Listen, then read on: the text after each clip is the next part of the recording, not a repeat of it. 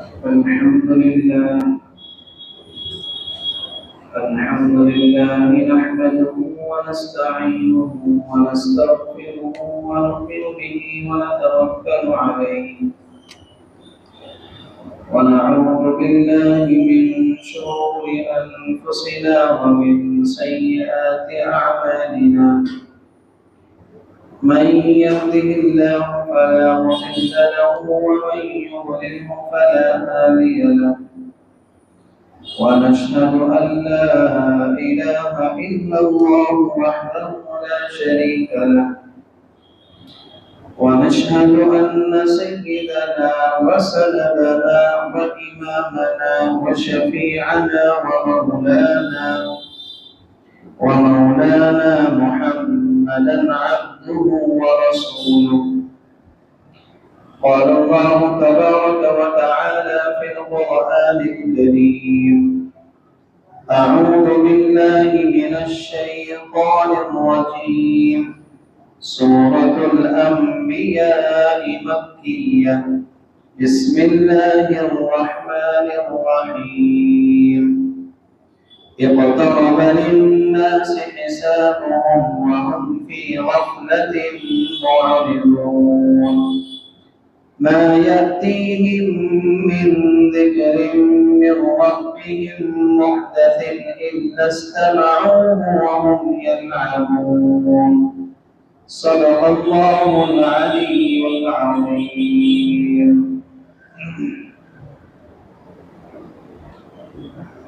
محترم بزرگوں اور عزیز ساتھیوں، مذکورہ آیتیں جو آپ حضرات کے سامنے تلاوت کی گئی، یہ سورۃ الانبیاء کی ابتدائی 2 آیات ہیں۔ انبیاء یہ نبی کی جمع ہے، نبی کا پلورل ہے۔ نبی کے معنی آتے ہیں خبر دینے والا، یعنی اللہ کے احکام کی مخلوق کو خبر دینا، اور ان خبروں میں جو اہم خبر ہے وہ توحید کی خبر ہے، اللہ کے وحدہ لا شریک ہونے کی خبر ہے۔ تمام پیغمبروں کا اور تمام انبیاء کا توحید کے عقیدے پر اتفاق ہے، توحید کے عقیدے پر سارے پیغمبروں کا اتفاق ہے، اس عقیدے میں کسی کو کوئی اختلاف نہیں ہے۔ تو اللہ رب العزت نے اس سورت کا نام سورۃ الانبیاء رکھا، اور اس سورت کا جو بنیادی مقصد ہے وہ اسلام کے بنیادی عقائد یعنی توحید، رسالت، آخرت کا ثبوت، اور ان عقیدوں کے خلاف جو کفار مکہ اعتراض کیا کرتے تھے، اللہ نے اس سورت میں ان اعتراض کے جوابات دیے ہیں۔ جیسے کہ اس صورت میں آئے گا کہ کفار مکہ کو ایک اعتراض اللہ کے نبی علیہ السلام پر یہ تھا کہ ایک ہم جیسے انسان کو نبی اور پیغمبر کیوں بنا کر بھیجا گیا، جو ہماری طرح کھاتا ہے، پیتا ہے، سوتا ہے، جاگتا ہے، بازاروں میں چلتا ہے، اس جیسے انسان کو ہماری طرح جو تھا اس کو نبی اور پیغمبر کیوں بنایا گیا؟ تو اللہ رب العزت نے اس صورت کے اندر ان کے اس اعتراض کا جواب دیا ہے۔ عبداللہ ابن مسعود رضی اللہ عنہ فرماتے ہیں کہ سورہ کہف، سورہ مریم، سورہ طٰہٰ اور یہ سورۃ الانبیاء، یہ چاروں صورتیں نزول کے اعتبار سے ابتدائی صورتیں ایک ساتھ نازل ہوئی ہیں اور شروع میں نازل ہوئی مکے میں۔ فرماتے ہیں کہ یہ میری قدیم دولت ہے اور میری قدیم کمائی ہے، پرانی کمائی ہے، جن کی میں ہمیشہ حفاظت کرتا ہوں۔ تو نازل ہونے کے اعتبار سے یہ 73ویں سورت ہے، 112 اس کے اندر آیتیں ہیں اور اس سورت کے اندر 7 رکوع ہیں۔ اقترب للناس حسابهم وهم في غفلة معرضون۔ اللہ رب العزت نے فرمایا کہ لوگوں کے لیے ان کے حساب کا وقت قریب آ پہنچا ہے اور وہ ہیں کہ غفلت کی حالت میں منہ پھیرے ہوئے ہیں۔ حساب کا وقت قریب آ گیا، قیامت قریب آ گئی اور لوگ کیا ہیں؟ غفلت میں پڑے ہوئے ہیں۔ حالانکہ یہ حکم اللہ کب کہہ رہا ہے؟ آج سے 1400 سال پہلے یہ سورت نازل ہوئی ہے، اس وقت اللہ فرما رہے ہیں کہ قیامت قریب آ چکی ہے اور لوگ ابھی تک غفلت میں پڑے ہوئے ہیں۔ تو 1400 سال کا زمانہ گزرنے کے بعد تو ہم قیامت کے اور قریب آ چکے ہیں۔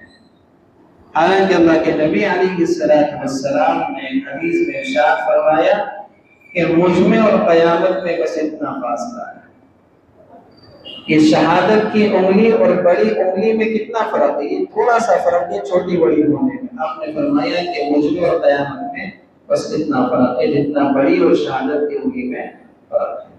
تو ہم قیامت کے اعتبار سے، حساب کے اعتبار سے بالکل قریب آ چکے ہیں۔ اللہ نے فرمایا کہ لوگ پھر بھی غفلت میں پڑے ہوئے ہیں۔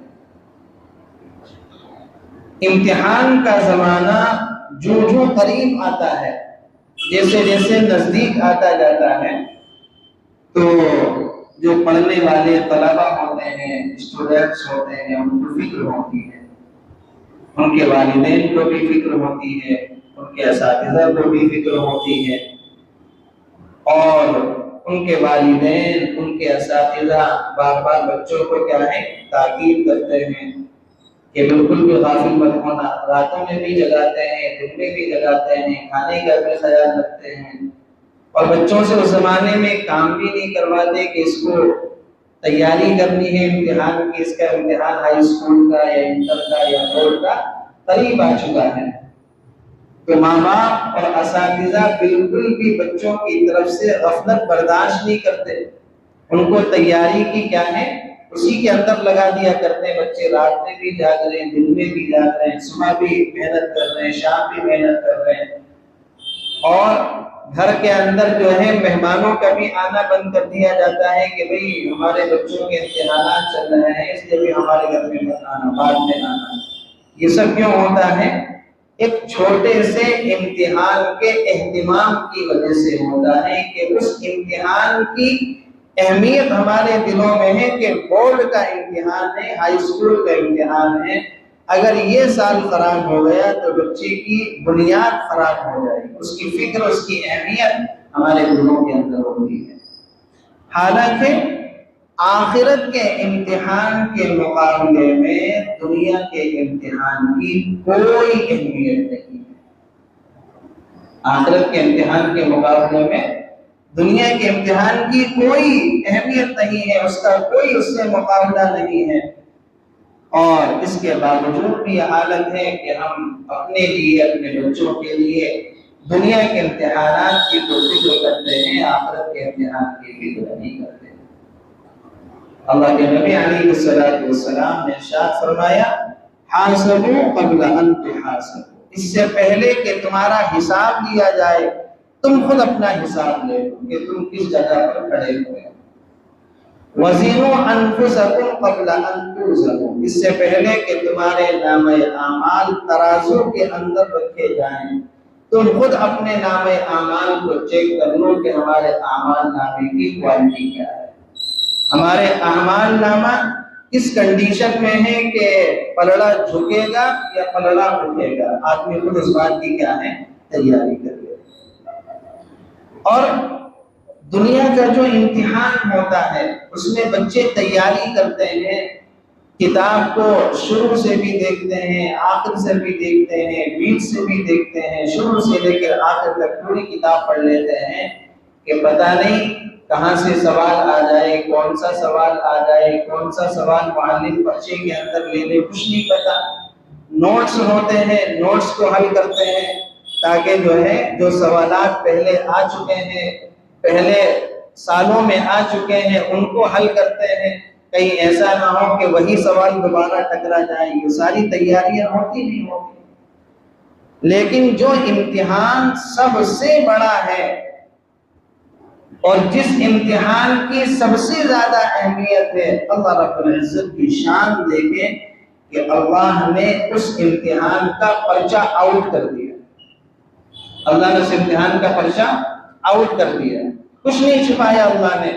دنیا کے امتحانات میں تو چھپا ہوا ہوتا ہے، اگر پیپر لیک ہو جاتا ہے تو امتحان کینسل ہو جاتا ہے، لیکن اللہ نے آخرت کے امتحان کا پیپر پہلے سے لیک کر دیا، پرچہ آؤٹ کر دیا کہ ہم کیا پوچھنے والے ہیں۔ 8 سوال ہر انسان سے، ہر مرد اور عورت سے اللہ رب العزت کرنے والا ہے۔ 3 سوال قبر میں ہوں گے اور 5 سوال قیامت کے دن آخرت میں ہوں گے۔ قبر کے 3 سوال کیا ہیں؟ من ربک، ما دینک، من نبیک۔ تمہارا رب کون ہے، تمہارا دین کیا ہے، اور تمہارے نبی۔ ان کے ایک تصویر دکھائی جائے گی کہ بتاؤ ان کے بارے میں تم کیا کہتے ہیں۔ یہ 3 سوال ہر انسان سے قبر کے اندر ہوں گے۔ اور آخرت کے جو 5 سوال ہیں جس کے بارے میں جناب محمد رسول اللہ صلی اللہ علیہ وسلم نے ارشاد فرمایا کہ قیامت کے دن کوئی بھی آدمی چاہے مرد ہو، عورت ہو، مسلمان ہو، کافر ہو، کوئی بھی آدمی، فرمایا کہ وہ اپنی جگہ سے اپنے قدم کو ہلا نہیں سکے گا، ہٹا نہیں سکے گا، جب تک کہ اس سے 5 چیزوں کے بارے میں پوچھ نہ لیا جائے اور وہ ان 5 سوالوں کے صحیح جواب نہ دے۔ 5 سوال آخرت میں۔ اور اللہ رب العزت کی شان رحیمی، شان کریمی دیکھیں کہ اللہ نے پہلے بتا دیے کہ یہ 5 سوال ہونے والے، ان کے جوابات صحیح لے کے آنا، ان کے جوابات صحیح لے کے آنا۔ وہ 5 سوال کیا ہیں؟ فرمایا اللہ کے نبی علیہ السلام نے عن عمرہ فیما افنا، سب سے پہلا اللہ سوال کرے گا عمر کے بارے میں کہ یہ جو ہم نے 50 سال کی، 60 سال کی، 70 سال کی، 80 سال کی زندگی دیکھی، یہ زندگی کہاں خرچ کر کے آئے ہو، یہ زندگی کہاں خرچ کر کے آئے ہو؟ اللہ کی فرما برداری میں خرچ کر کے آئے ہوں یا نافرمانی میں خرچ کر کے آئے ہوں، اللہ کی مان کر خرچ کر کے آئے ہوں یا اللہ کی نہ مان کر خرچ کر کے آئے ہوں۔ یہ پوری عمر کا اللہ رب العزت حساب دینے والا ہے۔ ہر ایک سے یہ سوال ہوگا، ہر ایک کو یہ جواب دینا ہے، ہر ایک کو یہ جواب، کوئی اس سے مستثنی نہیں ہو سکتا۔ اور آدمی اپنے قدم کو ہلا نہیں سکتا، لا تزول قدم ابن آدم، اللہ کے نبی نے فرمایا اپنی جگہ سے اپنے قدم کو ہلا نہیں سکے۔ تو پہلا سوال کیا ہے؟ عن عمرہ فیما افنا، عمر کہاں خرچ کر کے آئے ہو۔ یہ جو اللہ نے عمر دی ہے یہ امانت ہے، اس کی حفاظت کرنی ہے، اس کو صحیح اور نیک کاموں میں لگانا ہے۔ دوسرا سوال اللہ رب العزت کرے گا عن شبابہ فیما ابلا، جوانی کہاں پر خرچ کر کے آئے۔ حالانکہ 50 سال، 60 سال، 70 سال میں جوانی خود بخود آ گئی، بچپن بھی آ گیا، جوانی بھی آ گئی، بڑھاپا بھی آ گیا، سب کچھ اس میں آٹومیٹک آ گیا، لیکن اللہ نے جوانی کو الگ سے پھر بیان کیا۔ وعن شبابہ فیما ابلا، جوانی کہاں خرچ کر کے آئے ہوں، جو 20، 25، 30 سال کی جوانی شباب کا عالم تھا، کہاں خرچ کی ہے؟ اس لیے کہ حدیث شریف کے اندر آتا ہے کہ اللہ کو جوانی کا صدقہ بہت پسند ہے، بہت پسند ہے اللہ کو جوانی۔ بڑھاپے میں آدمی کیا کرے، 60-70 سال کا ہو گیا، کسی کام کا نہیں تو کیا کرے گا، عبادت بھی تو کرے گا، مسجدی کے تو لائق رہے گا۔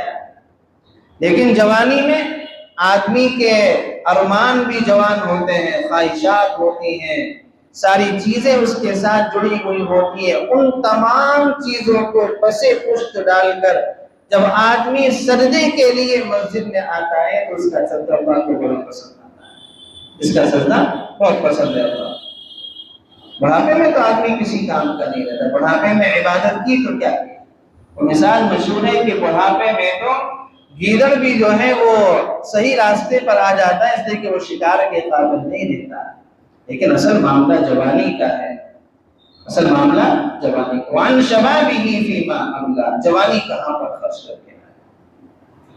تیسرا سوال اللہ رب العزت کرے گا وعن مالہ من این اکتسبہ، مال کون سے راستے سے کمایا، حلال راستے سے کمایا یا حرام راستے سے کمایا، جھوٹ بول کر کمایا یا سچ بول کر کمایا، وعدہ خلافی کر کے کمایا یا وعدے کو پورا کر کے کمایا، ناپ تول میں کمی کر کے کمایا یا ناپ تول میں پورا پورا لوگوں کو دے کر کمایا، لوگوں کو دھوکہ دے کر کمایا، کیسے کمایا؟ اللہ سے پوچھے مال کون سے راستے سے آیا ہے، حلال سے آیا ہے یا حرام سے آیا ہے؟ دنیا میں تو معاملہ چل جائے گا، کسی کو دھوکہ دے دو، کسی کے سے جھوٹ بول لو، وعدہ خلافی کر لو، سود کے ذریعے سے کما لو، رشوت سے کما لو، دنیا میں تو چل جائے گا، لیکن آخرت بھی یہ سوال ہوگا کہ مال کون سے راستے سے کمایا۔ اور اگر وہاں جھوٹ بولو گے تو وہاں جھوٹ کامیاب نہیں ہو پائے گا، اس لیے کہ قیامت میں اللہ انسان کے منہ پر مہر لگا دے گا، اس کے جسم کے اعضاء بولیں گے، ہاتھ بولیں گے، آنکھیں بولیں گی، کان بولیں گے، زبان بول، سب چیزیں بولیں گی، منہ پر اس کے مہر لگا دی جائے گی۔ آنکھیں بتائیں گی کہ ان آنکھوں سے بدنظری کی گئی تھی، کان بتائیں گے کہ ان کانوں سے گانے سنے گئے تھے، پیر بتائیں گے کہ پیروں سے چل کر آدمی زنا کی طرف گیا تھا، سب چیزیں بولیں۔ تو من این اکتسبہ، مال کہاں سے کمایا، حلال راستے سے کمایا یا حرام راستے سے کمایا؟ اس لیے حدیث شریف میں جناب محمد رسول اللہ صلی اللہ علیہ وسلم نے ارشاد فرمایا کہ سب سے اہم جو معاملہ ہے عبادات کے بعد، وہ آدمی پر یہ لاگو ہوتا ہے کہ وہ حلال لقمہ کمائے، حرام لقمہ نہ کمائے، حلال لقمہ کمائے، حرام نہ کمائے۔ چوتھا سوال وفیما انفقہ، چلے مال حلال راستے سے کما لیا، سچ بول کر کما لیا، وعدوں کو پورا کر کے کما لیا، مال آدمی کے پاس آ گیا، وفیما انفقہ۔ اب چوتھا سوال اللہ یہ کرے گا کہ مال خرچ کہاں پر کیا ہے، مال خرچ کہاں پر کیا ہے، حلال راستوں میں خرچ کیا یا حرام راستوں میں خرچ کیا، جائز کاموں میں خرچ کیا یا ناجائز کاموں میں خرچ کیا، رسومات میں خرچ کیا، بدعات میں خرچ کیا، خرافات میں خرچ کیا، اللہ کی نافرمانی میں خرچ کیا، کہاں خرچ کیا؟ یہ اللہ سوال کرے گا۔ یہ جو ہم نے تمہیں مال دیا تھا، اس مال کو کہاں اڑایا، جائز کاموں میں اڑایا یا ناجائز کاموں میں اڑایا؟ یہ حساب ہم میں سے غریب کو بھی دینا ہے، امیر کو بھی دینا ہے، شہری کو بھی دینا ہے، دیہاتی کو بھی دینا ہے، ہر ایک کو سوال کا جواب دے۔ اور پانچواں سوال وَمَاذَا عَمِلَ فِي مَا عَلِمَ، تمہارے پاس جتنا علم تھا، جتنا تمہارے پاس علم تھا، علم کی جتنی مقدار تمہارے پاس تھی، اس علم کے مطابق کتنا عمل کیا، اس علم کے مطابق کتنا عمل کیا۔ ہر آدمی کو پتا ہے کہ سود لینا حرام ہے، یہ علم ہر آدمی کے پاس ہے، اس علم کے مطابق کتنا عمل کیا۔ ہر آدمی کو پتا ہے کہ نماز پڑھنا فرض ہے، چھوڑنا گناہ ہے، یہ علم ہر آدمی کے پاس ہے، اس علم کے مطابق کتنا عمل کیا۔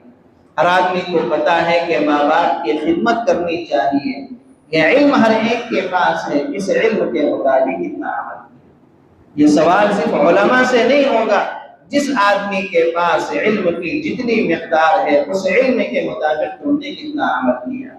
یہ 5 سوال اللہ قیامت کے دن ہر ایک سے کرنے والا ہے، اور جب تک ان 5 سوالوں کے صحیح جواب نہیں ملیں گے، آدمی اپنے قدم کو اپنی جگہ سے ہٹا نہیں سکتا۔ جنت جہنم میں تو جانا تو بات کی بات ہے، پہلے اپنی جگہ سے قدم ہی نہیں ہٹا سکے گا جب تک 5 سوالوں کے اللہ کو صحیح جواب نہیں ملے گا۔ تو اللہ نے فرمایا کہ لوگوں کے لیے ان کے حساب کا وقت قریب آ چکا ہے، قیامت قریب آ رہی ہے، امتحان کی تاریخیں قریب آ رہی ہیں۔ جیسے جیسے بورڈ کے امتحان کی تاریخیں قریب آتی ہیں، بچوں کی تیاریاں بڑھ جاتی ہیں، ان کی محنتیں بڑھ جاتی ہیں، ایسے ہمارے لیے قیامت قریب آتی جا رہی ہے۔ تو ہمیں بھی ان 5 سوالوں کی تیاری میں لگ جانا چاہیے، اور تیاری کا جو وقت ہے اس میں اضافہ کرنا ہے۔ وَهُمْ فِي غَفْلَةٍ مُعْرِضُونَ، اور وہ ہیں کہ غفلت کی حالت میں منہ پھیرے ہوئے۔ ما یأتیہم من ذکر من ربہم محدث الا استمعوہ وہم یلعبون، جب کبھی ان کے پروردگار کی طرف سے نصیحت کی کوئی نئی بات ان کے پاس آتی ہے تو وہ اسے مذاق بنا بنا کر اس حالت میں سنتے ہیں، مذاق بنا بنا کر اس حالت میں سنتے ہیں، لاہیۃ قلوبہم، کہ ان کے دل فضولیات میں منہمک ہوتے ہیں، وَأَسَرُّ النَّجْوَى، اور یہ ظالم چپکے چپکے ایک دوسرے سے سرگوشی کرتے ہیں، هَلْ هَذَا إِلَّا بَشَرٌ مِثْلُكُمْ، کہ یہ شخص یعنی محمد صلی اللہ علیہ وسلم تم ہی جیسا ایک انسان نہیں تو اور کیا ہے، أَفَتَأْتُونَ السِّحْرَ وَأَنْتُمْ تُبْصِرُونَ، کیا پھر بھی تم سوچتے سوچتے جادو کی بات سنتے جاؤ گے۔ اللہ نے فرمایا کہ جب ہماری طرف سے کوئی نصیحت کی بات ان مشرکین کے سامنے آتی ہے تو یہ ان باتوں کا مذاق بناتے ہوئے آپس میں ایک دوسرے سے باتیں کرتے ہیں کہ یہ جو ہمارے سامنے نصیحت کی بات کر رہے ہیں یہ ہمارے جیسے انسان نہیں ہے، ان میں اور ہم میں فرق کیا ہے، ان میں کون سے سرخاب کے پر لگے ہوئے ہیں، یہ بھی ہماری طرح انسان ہیں، ہم بھی کھاتے ہیں یہ بھی کھاتے ہیں، ہم بھی بازاروں میں ٹہلتے ہیں یہ بھی بازاروں میں جاتے ہیں، ہم بھی سوتے ہیں یہ بھی سوتے ہیں، تو ہم میں اور ان میں فرق کیا ہے، یہ مذاق اڑا کر کے۔ اور حضرت نوح علیہ السلام کے زمانے سے لے کر جناب محمد الرسول اللہ صلی اللہ علیہ وسلم کے زمانے تک مشرکین کا یہی خیال رہا ہے کہ پیغمبر کو بشر نہیں ہونا چاہیے، پیغمبر کو بشر نہیں ہونا چاہیے، کوئی فرشتہ ہوتا کوئی اور ہوتا تو ہم اس کی بات کو مانتے ہیں۔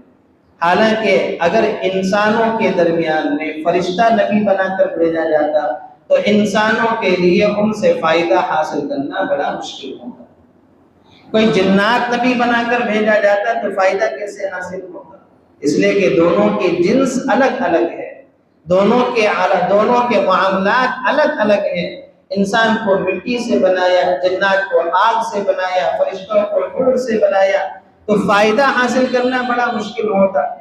حضرت جبرائیل علیہ السلام کو اللہ کے نبی علیہ السلام نے اصلی حالت میں صرف 2 مرتبہ دیکھا، ایک تو جب وحی پہلی نازل ہوئی تھی تب دیکھا تھا، اور ایک جب آپ معراج کے موقع پر تشریف لے گئے تھے تب دیکھا تھا۔ حضرت حمزہ نے کہا تھا کہ میں حضرت جبرائیل کو دیکھنا چاہتا ہوں، اللہ کے نبی نے فرمایا کہ تم نہیں دیکھ سکتے، تو انہوں نے کہا کہ نہیں میں دیکھنا چاہتا ہوں۔ حضرت جبرائیل علیہ السلام جو اپنی اصلی حالت میں آئے تو ابھی ان کے پیروں پر ہی نگاہ پڑی تھی کہ حضرت حمزہ بے ہوش ہو گئے، حضرت حمزہ بے ہوش ہو گئے۔ تو اگر کسی فرشتے کو نبی بنا کر بھیجا جاتا تو فائدہ کیسے حاصل ہوتا، اس سے معاملات کیسے سیکھے جاتے، اس لیے اللہ نے فرمایا کہ ہم نے انسانوں میں انسان نبی بنا کر بھیجا تاکہ اس سے فائدہ حاصل ہو۔ تو ان کا اعتراض یہ تھا مشرکین کا کہ بشر کو نبی نہیں ہونا چاہیے، بشر کو ہماری ہی طرح کیا ہے ایک آدمی ہے۔ اصل بات یہ ہے کہ مشرکین نے یہ سمجھا کہ ہم بھی بشر ہیں، ہمارے اندر بھی کمیاں ہیں، نبی بھی بشر ہے تو نبی کے اندر بھی کمیاں ہیں۔ انہوں نے اس بات سے قیاس کیا کہ جیسے ہمارے اندر کمیاں ہیں، ہم بشر ہیں، انسان ہیں، تو نبی بھی انسان ہے، نبی کے اندر بھی کیا ہوں گی، کمیاں ہوں گی، معاذ اللہ۔ حالانکہ اصل جو بشر ہیں، اصل جو بندے ہیں وہ نبی ہیں، اصل جو بشر اور بندے ہیں وہ کون ہیں، نبی ہیں۔ ہم تو اصل بشر ہیں ہی نہیں، اگر ہم اصل بشر ہو جائیں، اصل بندے ہو جائیں تو ہماری ذات سے کسی کو تکلیف ہی نہ پہنچے، ہم سے کسی کو کوئی شکایت ہی نہ ہو، تو اصل بندے اور اصل بشر کی جو کوالٹی ہے وہ تو نبیوں کے اندر ہے۔ اور اسی لیے صحابہ نے حضرت عائشہ صدیقہ رضی اللہ عنہا سے پوچھا تھا کہ اللہ کے نبی کی جو باہر کی زندگی وہ ہمارے سامنے ہے، نماز کیسے پڑھتے ہیں، روزہ کیسے رکھتے ہیں، حج کیسے کرتے ہیں، صدقہ کیسے دیتے ہیں، یہ ساری زندگی ہمارے سامنے ہے، گھر کی زندگی اللہ کے نبی کی کیسی تھی؟ حضرت عائشہ صدیقہ رضی اللہ عنہا نے فرمایا تھا کہ یفلی ثوبہ، اللہ کے نبی اپنے کپڑے کو خود ہی صاف کر لیا کرتے تھے، کپڑے میں جو وغیرہ پڑ جاتی تھی تو آپ اپنے کپڑے کو خود ہی صاف کرتے تھے۔ وَيَحْلِبُ شَاةَهُ، بکری کا دودھ خود ہی دھو لیا کرتے تھے۔ يَكْنِسُ بَيْتَهُ، گھر کے اندر جھاڑو خود ہی لگا لیا کرتے تھے۔ اور وَيَخْصِبُونَ عَلَيْهِ، اور اگر جوتا ٹوٹ جاتا تھا تو جوتے کے اندر پیوند اس کو خود ہی اپنے ہاتھ سے سل لیا کرتے تھے۔ اللہ کے نبی علیہ السلام بشر تھے جیسے ہم بشر ہیں، لیکن بشر ہونے کے ساتھ ساتھ اللہ رب العزت نے آپ کو امام الانبیاء، سید المرسلین، سید الاولین والآخرین، وجہ تخلیق کائنات، ان تمام اوصاف سے اللہ نے آپ کو متصف فرمایا تھا۔ تو نبی جو ہوتا ہے وہ انسانوں کی طرح بندہ ہی ہوتا ہے، بشر ہوتا ہے، لیکن کوالٹی میں فرق ہوتا ہے۔ بس یہ ہے کہ اگر اللہ رب العزت انسانوں کے درمیان میں کسی فرشتے کو یا جنات کو نبی بناتا تو پھر اس سے فائدہ حاصل کرنا بڑا مشکل ہوتا۔ تو یہ لوگ اعتراض کیا کرتے تھے کہ یہ بھی ہماری طرح بشر ہیں اور ان کی باتوں میں سوائے جادو کے اور کچھ نہیں۔ قال رب يعلم القول في السماء والارض وهو السميع العليم، فرمایا کہ پیغمبر نے جواب میں کہا کہ آسمان اور زمین میں جو کچھ کہا جاتا ہے میرا پروردگار اس سب کو جانتا ہے، وہ ہر بات کو سننے والا ہے اور ہر چیز سے باخبر ہے۔ بل قالوا اضغاث احلام بل افتراه بل هو شاعر فليأتنا بآية كما ارسل الاولون، یہی نہیں بلکہ ان لوگوں نے یہ بھی کہا کہ یہ قرآن بے جوڑ خوابوں کا مجموعہ ہے، بلکہ یہ ان صاحب نے خود گڑھ لیا ہے، بلکہ یہ ایک شاعر ہے۔ قرآن کے بارے میں کیا کہا کہ چند واقعات ہیں، چند حکایات ہیں، چند اسٹوری ہیں، ان کو جوڑ کر ایک جو مجموعہ تیار ہوا وہ قرآن ہے، اور کہا کہ یہ قرآن بھی انہوں نے خود اپنی طرف سے گڑھا ہے، اس لیے کہ یہ شاعر ہیں، یہ قرآن ان کی طرف سے کہی ہوئی باتیں ہیں۔ آج کل کے دور کے جو ملحدین ہیں، جو اللہ کو نہیں مانتے، جو نبیوں کو نہیں مانتے، جن کو ایتھیزم کہا جاتا ہے، ایتھیسٹ کہا جاتا ہے، ان کا اعتراض بھی یہی ہے کہ قرآن کے اندر تو کوئی ایسی بات نہیں ہے جو انسان نہ کہہ سکے، قرآن بھی وہی کہتا ہے جو انسان کہتا ہے۔ حالانکہ قرآن کا یہ چیلنج ہے کہ اگر تمہیں یہ لگتا ہے کہ قرآن انسانوں کی بنائی ہوئی کتاب ہے تو لا کر دکھا دو، قرآن کی جیسی کتاب لا کر دکھا دو، 10 سورتیں لا کر دکھا دو، ایک سورت لا کر دکھا دو، نہیں لا سکتے، اس لیے کہ قرآن جو کہتا ہے وہ بالکل ٹھوک کر کہتا ہے۔ 10 سال پہلے قرآن نے کہا تھا، ابو لہب جو اللہ کے نبی کا چچا تھا، اس کے مرنے سے 10 سال پہلے قرآن میں ایک سورت نازل ہوئی، تبت یدا ابی لہب وتب۔ اللہ نے کیا فرمایا اس سورت میں؟ ابو لہب کے دونوں ہاتھ ٹوٹ جائیں، وہ برباد ہو جائے، اس کو ایمان نصیب نہیں ہوگا۔ یہ تو کہا قرآن نے، اس کے مرنے سے 10 سال پہلے یہ سورت نازل ہوئی تھی، اور ابو لہب کو ایمان نصیب نہیں ہوا۔ ابو لہب کو ایمان نصیب نہیں ہوا۔ یہ ہم میں سے کوئی آدمی کسی کے بارے میں کہہ سکتا ہے تو اس آدمی کا جو خاتمہ ہوگا ایمان پر نہیں ہوگا یا اس کو ایمان نصیب نہیں ہوگا؟ ہمیں کیا پتا وہ آدمی آخری وقت میں توبہ کر لی، اس کے معاملات ٹھیک ہو جائیں۔ لیکن قرآن کی حقانیت کی یہ دلیل ہے کہ قرآن نے ابو لہب کے مرنے سے 10 سال پہلے یہ بات کہہ دی کہ یہ مر جائے گا لیکن اس کو ایمان نصیب نہیں ہوگا۔ اس سے پتہ چلتا ہے کہ قرآن اللہ کا کلام ہے۔ قرآن کس کا کلام ہے؟ اللہ کا کلام ہے۔ تو ان لوگوں کا یہ کہنا ہے کہ یہ شاعر ہے، انہوں نے اپنی طرف سے گڑھ لیا ہے، یہ بالکل بوگس بات ہے۔ ما آمنت قبلهم من قرية أهلكناها، اللہ نے فرمایا حالانکہ ان سے پہلے جس کسی بستی کو ہم نے ہلاک کیا وہ ایمان نہیں لائی۔ افہم یؤمنون، اب کیا یہ لوگ بھی ایمان لے آئیں گے؟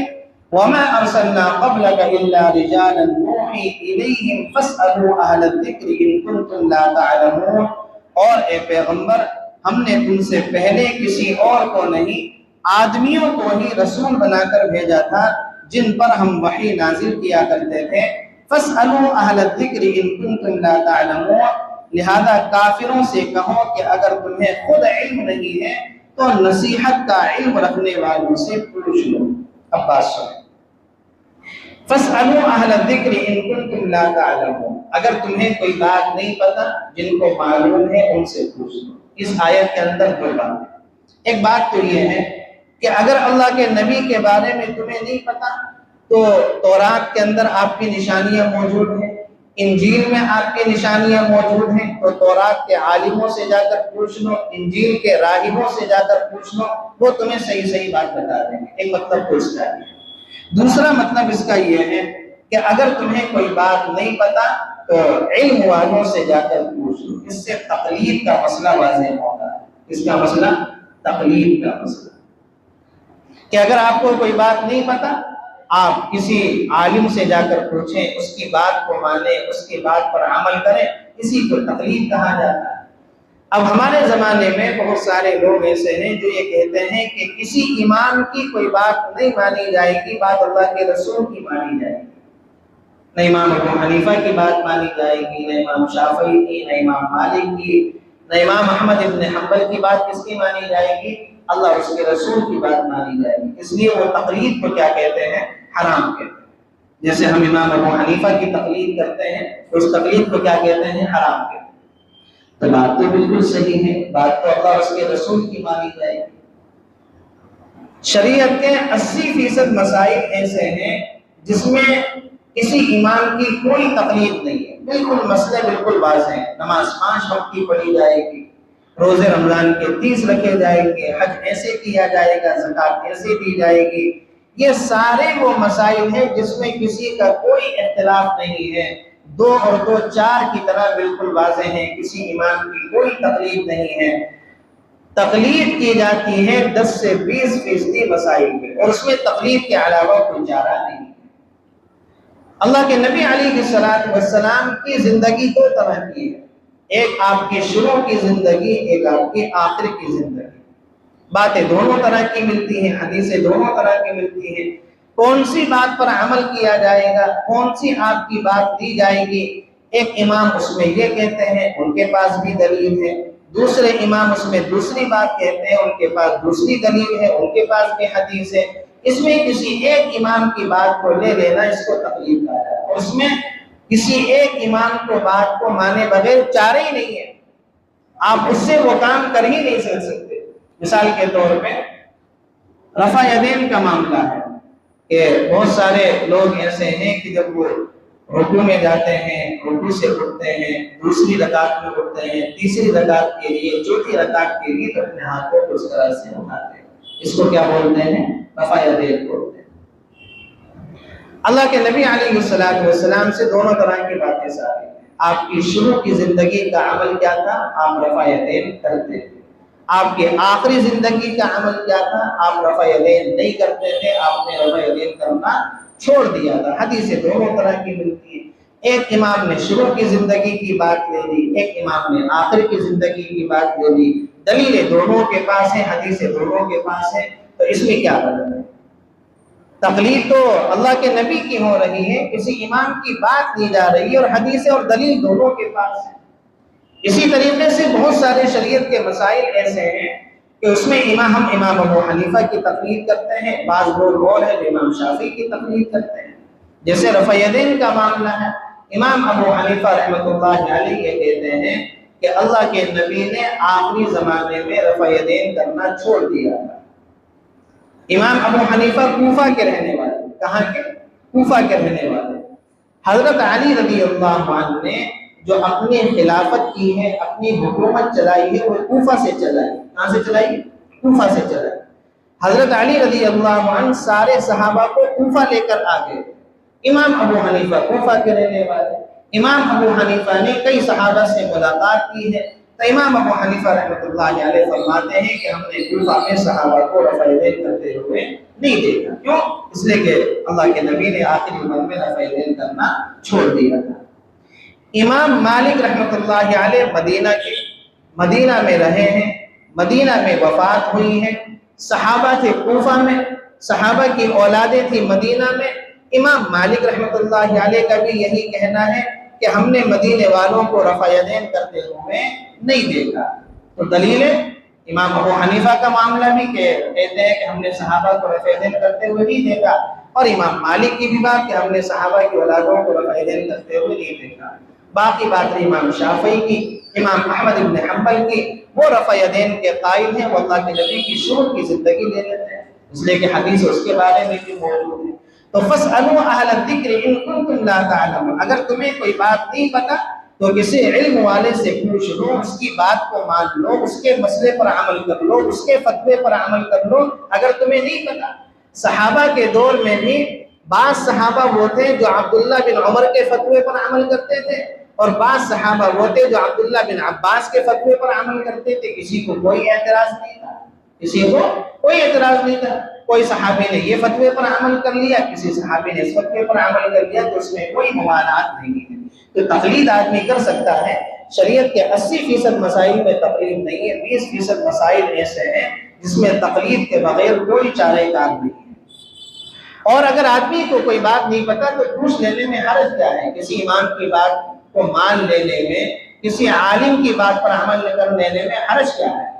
حضرت یوسف علیہ السلام جیل میں تھے، مصر کے بادشاہ نے خواب دیکھا، اس نے یوسف علیہ السلام سے تعبیر پوچھ لی، مسئلہ پوچھ لیا، حرج کیا ہے؟